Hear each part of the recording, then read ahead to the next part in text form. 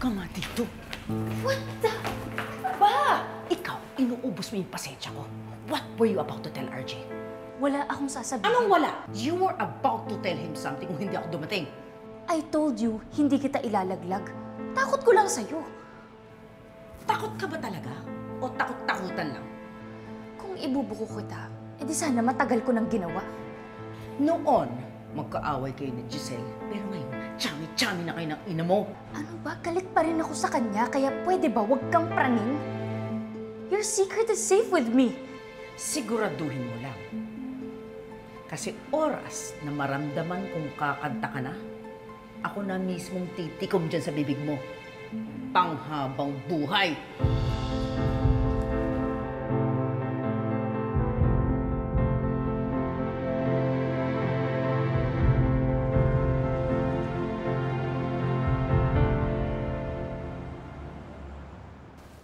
Dad, ngayon ko lang napansin, expired na pala tong visa ko. Pero magagawa naman to ng paraan para makasama ko sa inyo. Anak, hindi na natin mahintay, ma-renew ang visa mo.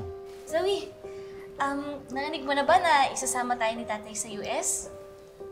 Kayo lang ng nanay mo, anak. Dahil expired na yung visa niya, kailangan na nating umalis kaagad. Oh!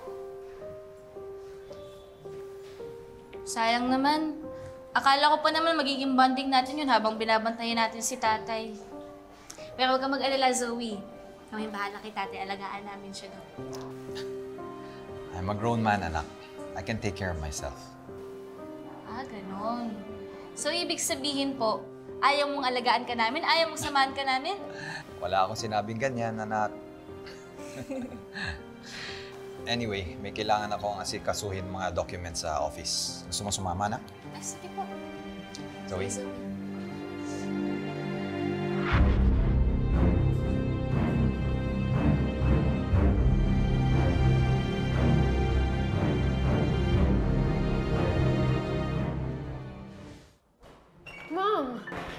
Mom, Dad's going to the US to regain his memory. At wala tayo doon para pigilan yun. Your dad is going to attend a clinical trial. It doesn't mean he's gonna get his memory back. But what if he does? Ano bang gusto mong gawin ko? You know people, right? Expired na yung US visa ko. Baka naman pwede ka makiusap. Have them expedite my US application. Sige na, para makasama ko kala Daddy. Okay. I'll see what I can do.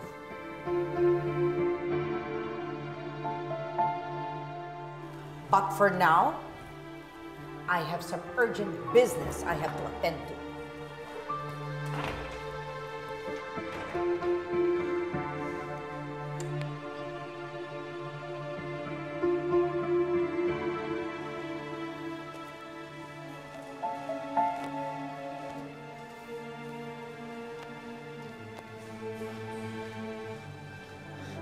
Madam, ano ang next project ko?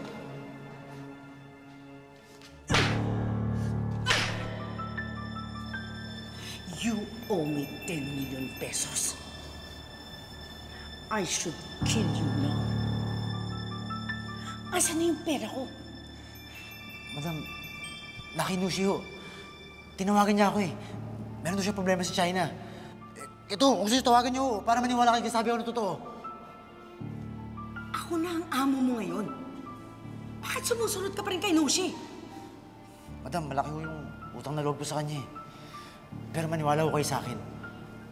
Huli na ho to. Nasa inyo na po yung loyalty ko. Promise ho, pangako! Siguraduhin mo lang. Opo, ma'am. Ano po bang next nating project?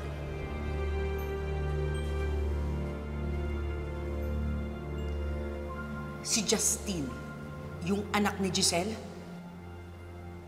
mukhang ikakanta na ako. Kailangan maunahan mo siya. Itumba mo na si Justine.